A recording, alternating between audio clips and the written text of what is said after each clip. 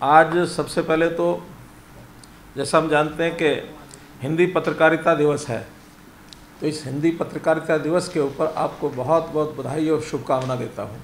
एक स्कीम कल जो है वो घोषणा की गई है, जिसको हमारे देश के प्रधानमंत्री जी ने भी उसकी घोषणा की और हमने भी यहाँ उसकी घोषणा की है, जिसमें मोटे रूप से जो सारे उसके प्रावधान हैं एक एक करके वो आपके सामने मैं रखता हूँ। पहले तो जो ऑर्फन्स हैं, ये मोटे रूप से उनकी स्कीम है जिनके दोनों माता पिता की डेथ हो गई अथवा दोनों में से जो कमाने वाले माता पिता में से थे उनकी डेथ हुई, अथवा जो उनके अभिभावक जिन्होंने गोद ले रखा था उस बच्चे को किसी कारण से पहले से मानो वो किसी कारण से भी उसका माता पिता का साया नहीं रहा, उनको गोद लिया या कोई भी कारण हो सकता है, तो गोद लेने वाले माता पिता उनका देहांत हो गया, ऐसे ऑर्फन्स को ये स्कीम लागू होगी।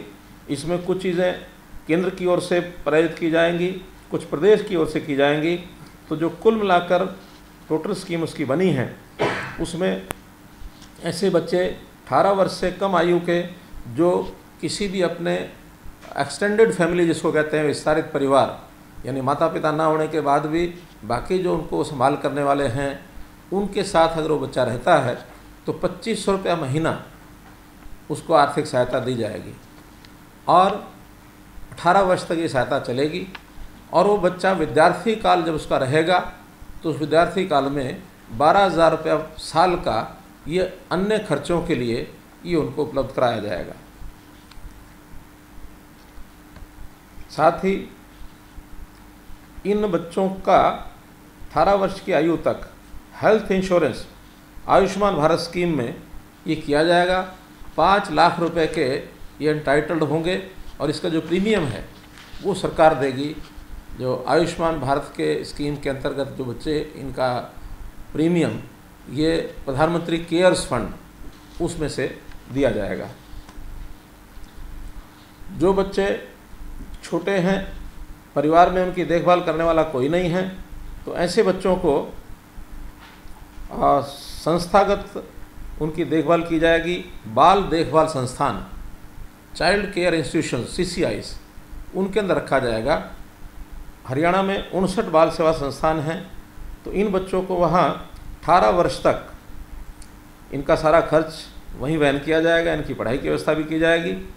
और इस के साथ साथ उनका जो एक रेकरिंग डिपॉजिट अकाउंट होगा, आवर्ती जमा खाता, जिसमें 1500 रुपये प्रति माह 18 वर्ष की आयु तक डाला जाएगा। जो मैच्योरिटी उसकी जो अमाउंट है वो 21 वर्ष होने के बाद उस बालक को वापस उपलब्ध होगा। जो बच्चे 10 वर्ष से नीचे हैं ऐसे बच्चों को केंद्रीय विद्यालय अथवा किसी प्राइवेट विद्यालय में एडमिशन वो ले सकेगा। उसकी फ़ीस और अन्य खर्चे ये सरकार द्वारा दिए जाएंगे।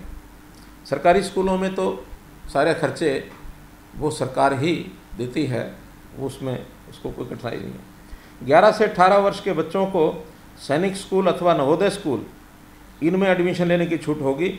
उसकी fees right to education act के अंतर्गत ये फ़ीस स्कूलों को रियम्बर्स की जाएगी और अन्य खर्चे भी बच्चे को सरकार की ओर से दिए जाएंगे। जो किशोरी छात्राएं हैं, अनाथ हो गई हैं, ऐसी छात्राओं को कस्तूरबा गांधी बालिका विद्यालय इनमें एडमिशन ले सकेंगी। ये कुल संख्या में 36 कस्तूरबा गांधी बालिका विद्यालय हैं और इनमें वो पढ़ाई कर सकेंगी। ये आवासीय विद्यालय होंगे और फ्री ऑफ कॉस्ट इनको वहाँ पढ़ाई मिलेगी। और इनको साथ ही 12,000 रुपया प्रति वर्ष का जो हम अन्य स्थानों में पढ़ने वाले बच्चों को दे रहे हैं, जिनको 2500 रुपया दिया जाता है घर में जो वो रहते हैं, लेकिन ये चूँकि आवासीय विद्यालय में इनको 12,000 रुपया वार्षिक वो इनको भी दिया जाएगा ताकि अन्य खर्चों में इनको काम आ सके। और जो ये अनाथ हुई बच्चियां हैं कस्तूरबा गांधी बालिका में जो दाखिला लेंगी, इनके खाते में 51,000 रुपया फिक्स डिपॉजिट कराया जाएगा। जो मुख्यमंत्री विवाह शगुन योजना जो हम शादी के समय देते हैं, इन बच्चियों के खाते में अभी से जमा करा देंगे, ताकि 51,000 रुपये की राशि का जो और इंटरेस्ट वगैरह जुड़ करके राशि बढ़ेगी तो विवाह के समय ये उनको मिलेगा, जो कस्तूरबा गांधी विद्यालय में पढ़ेंगी, क्योंकि बाकियों के तो खाते में हम अलग से पैसे जमा करा रहे हैं। 8वीं से 12वीं बच्चों को हमारे शिक्षा विभाग की ओर से पहले से ही पूरे हरियाणा के सब बच्चों की हमने योजना बनाई है, उसमें इनको भी उसका लाभ मिलेगा। वोकेशनल पाठ्यक्रम हो या 8वीं से 12वीं, उन बच्चों को टेबलेट्स ये दिए जाएंगे। वो तो शिक्षा पढ़ने वाले सभी बच्चों के लिए, तो इनको भी वो लाभ मिलेगा ही। एक योजना केंद्र सरकार ने जो घोषणा की है, प्रधानमंत्री केयर फंड्स की ओर से हर एक बच्चे का 18 वर्ष की आयु पर, ऐसा नाथ जो है 18 वर्ष की आयु होने पर 10 लाख रुपया कॉर्पस फंड में डाल दिया जाएगा। और 10 लाख रुपया कॉर्पस फंड में डालने के बाद 23 वर्ष तक उसका जो इंटरेस्ट है, ब्याज है, वो उस बच्चे को हर महीने मिलेगा। 23 साल का होने पर 10 लाख पूरे की पूरी राशि उस नौजवान को, क्योंकि 23 वर्ष का हो गया तो बच्चा नहीं है, नौजवान को अपने व्यवसाय को चलाने के लिए या अपने आगामी जीवन को चलाने के लिए 10 लाख रुपया उसी को मिलेगा। हायर एजुकेशन किसी ने पढ़ाई करनी है 18 वर्ष के बाद, तो उसको एजुकेशन लोन की व्यवस्था की गई है हायर स्टडीज़ के लिए, और उस एजुकेशन लोन में जो इंटरेस्ट होगा वो पीएम केयर्स फंड से ये दिया जाएगा। तो कुल मिलाकर एक ऐसे बालक जो अनाथ हो गए, माता पिता का साया सिर से उठ गया, तो उनकी सहायता करना, उनकी पढ़ाई में उनको आगे बढ़ाना, उनका जीवन में अपने पैरों पर खड़े हो सकें, इस लायक बनाना, ये जिम्मेवारी सरकार ने अपने जिम्मे ली है। एक संवेदनशील सरकार, एक मानवीय आधार पर जो चीज़ें मैक्सिमम की जा सकती हैं वो हमारे देश के प्रधानमंत्री नरेंद्र मोदी जी भी कर रहे हैं।